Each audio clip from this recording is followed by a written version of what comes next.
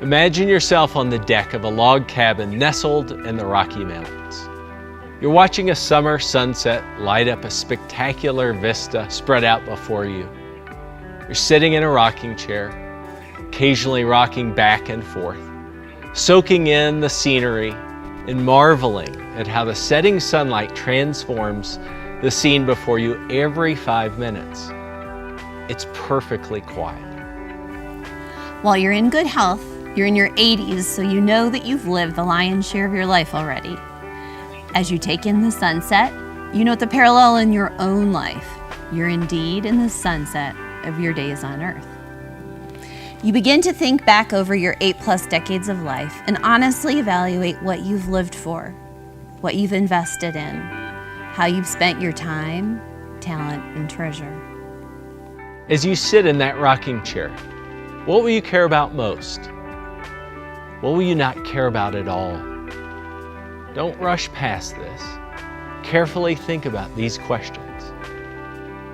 One of the goals of this study is to help you get to the rocking chair without regrets and instead filled with gratitude, joy, and peace because you've lived for the things that matter most.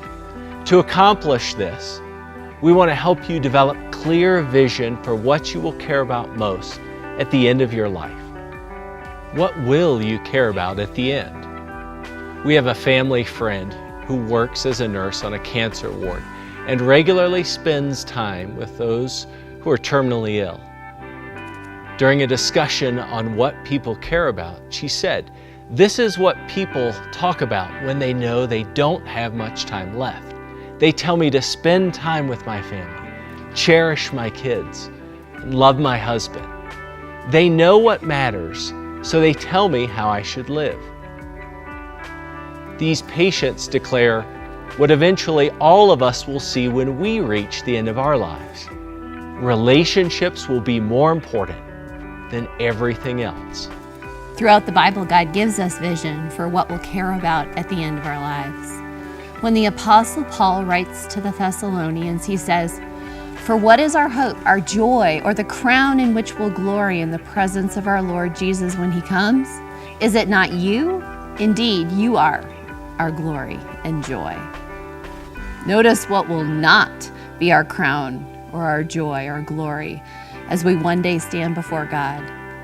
There's no mention of a beautiful house with pristine landscaping, becoming executive VP, or taking exotic vacations. There's no mention of first place trophies. What will be our crown and our joy, our hope and our glory when we stand before God? People. We'll be thinking about our spouses, our children, friends, co-workers. What kind of relationship did I have with them? How well did I love them? Did I share my faith with them? You may think the rocking chair perspective is not as significant for people who are truly committed to the Lord. Billy Graham has been a wonderful example in so many ways. Because of his honesty, we can learn something from his life we might not have expected. In his biography, he reflected on his regrets. "Although I have much to be grateful for as I look back over my life, I also have many regrets. I've failed many times, and I would do many things differently. For one thing, I would speak less and study more, and I would spend more time with my family. When I look back over the schedule I kept 30 or 40 years ago, I'm staggered by all the things we did in the engagements we kept. Were all those engagements necessary? Was I as discerning as I might have been about which ones to take and which to turn down? I doubt it. Every day I was absent from my family is gone forever." The Reverend Billy Graham's frank reflection encourages us to adopt the view from the rocking chair so we can make decisions from the best vantage point and steer clear of these kind of regrets. What would it be like if every day we thought about what we'll care about most at the end of our lives?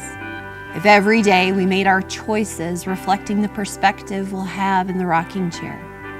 What would our lives look like?